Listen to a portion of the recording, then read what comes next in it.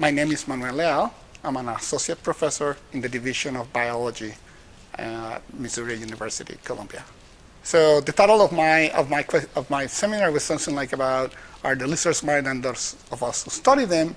And at least in my case, I'm not smarter than a lizard. And this is sort of a catchy title in a way, or also was sort of potentially more important was to put into context the relevant. So for a lizard, for example, it's very relevant to know where he is all the time. A lizard is a territorial animal, and he needs to know where his territory is, and know in quotation marks, right? Because knowing for us is a human perception, but the sensory system of the lizard and his daily movement allow him to get an idea in a space where he is. This is his tree, and that's my neighbor, and that's that other tree. So if I go in the forest, I will get lost. So maybe that makes me not smarter than a lizard, but it's all relative.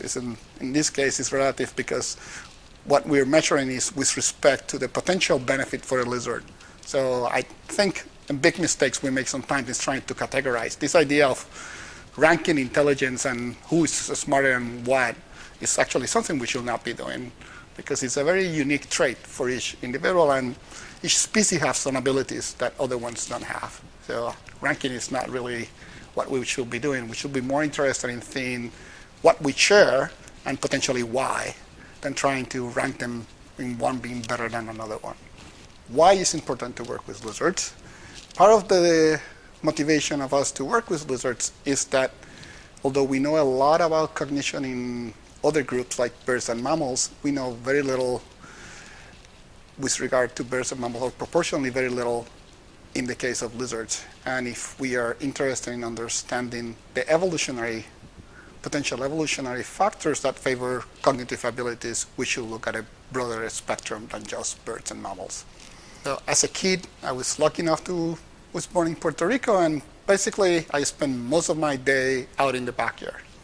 Any little critter that moves will be in the yard, and the yard will go inside my house. And I will spend endless hours watching, trying to figure out what they're doing and why. My TV was a jar with a little bug inside, or a frog, or a lizard. We just spend hours and hours trying to understand why an animal is doing what it does and how it does it. And that has basically propelled into today, where I spend endless hours in the field chasing lizards to try to understand their behavior, what they do, how they do it, and why.